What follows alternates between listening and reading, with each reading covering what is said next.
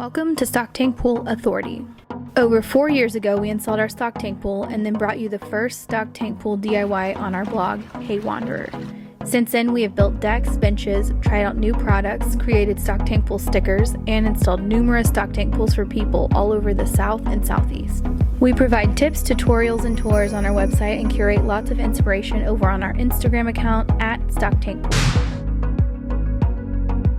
Hey everyone, it's Savannah from Stock Tank Pool Authority. I am here in front of our pool today. I'm going to show you how to get that little bit of stuff that sits in the middle of your pool, how to get that out. If you are someone who has a tartar tank and you were able to get your outlet piece really close to the ground, you're probably not going to have that. But if you have a Hastings tank or like a Bellin, just the way that the water moves, it kind of puts that right in the middle. If you don't have it, that's great. But if you are someone that has that, this is going to be really helpful to you, and it's really easy. If you have followed any of our DIYs, you probably have one of two outlets on the bottom. The first one is this black piece, and the second one is this piece. So I'm going to show you what part you need for each of these. For this piece, you are going to need one of these, and we've used this, so that's why it's filthy. You're going to twist this piece off and twist this on. And this will twist right onto those threads right there. Now keep in mind that when you are doing this part is actually underwater. You're not like uninstalling it. You're just twisting this piece off underwater and then twisting that blue piece on. For the other one, you're gonna twist this off, and that's going to be an empty white piece, and you will need this piece to twist in there.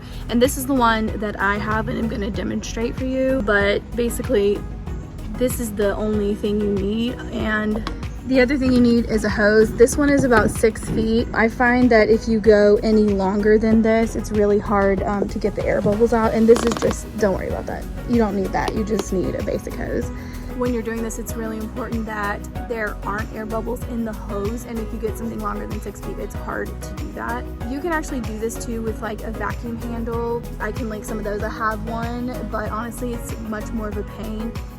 Just using the straight hose to me is way easier. So whether you're using this or this, you're going to put that on your bottom piece on the inside of your pool, and once it's attached, you're going to attach this hose underwater. First, you're going to fill it up with water. So you're going to stick it in the pool, make sure there's water all in here, because if there's air bubbles, it's going to be hard for your pump to actually suck water out through that. All right, so I'm going to go ahead and get this piece attached to my pool, and like I said, you just twist it in place of where this was, and then I'll show you how I'm going to put the water in there and turn the pump on and show you how easy it is. As you can see, there's that little bit of debris in there, and I would definitely recommend running your pump and getting all of this stuff out before you do this, because if you do this and then run your pump, you're gonna have another pile of that. But since this is for demonstration, I'm still gonna do this, and then I'll worry about this stuff with the hand skimmer in a second. Definitely could do this from the outside of your pool if there wasn't a deck here, or you could lay down, but there's actually, wow, there's a film on this water. Actually gonna have something for y'all in a very short while to get rid of that stuff. But anyway, back to the outlet. So you can see down there that I have a black outlet, so I'm just gonna twist that off.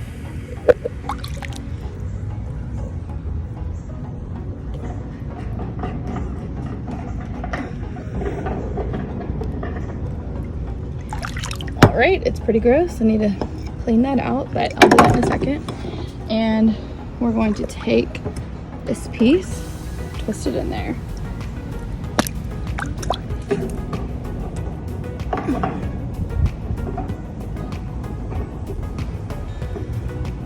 All right, it's in there. It doesn't actually have to go fully in, because it's not that serious. It's not, you would only really be worried about that for leaks, but since we are just trying to suck some debris into that outlet, that's fine. All right, next we're gonna take our hose, and before we attach it, we are going to put it in water and fill it up with water. So you just do that by putting the ends under. All right, see how the hose is like underwater? It just popped up and got some air in there. That means it's mostly full of water. Like if it had a lot of air in it, it would be floating on the top. So this is good, and we're just gonna go hook it up. Make sure nothing gets above the water though. To hook it up, you literally just push it on there. Both of these, it just pushes on. It's on enough to work. And I have my foot on there just so it doesn't pop up. And as you can see, this is a 10 foot and this reaches past this, so this will be nice. Now I gotta turn the pump on. All right, I opened our little spot where our pump is, and I still have this underwater, so we're gonna go ahead and turn the pump on. This is our Intex 2500 pump that we have had for, this is the 5th season now. Works great still. All right, and I can immediately feel this water coming out. If this water's not coming out, that means there's too many air bubbles. So we're just gonna take this hose and put it right on this stuff. Oh, and you'll see it'll just suck right up like a vacuum.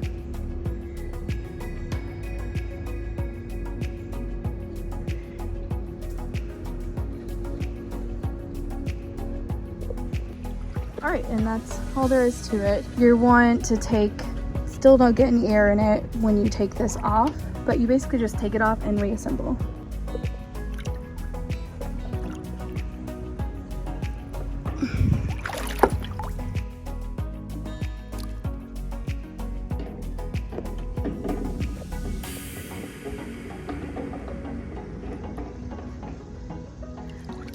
And that is basically how you get that little extra bit of debris out of the middle of your pool. Obviously, if you wanted to vacuum the entire bottom of your pool, you would need a longer hose, and you could get one of those vacuum attachments, and that's great if you want to do that.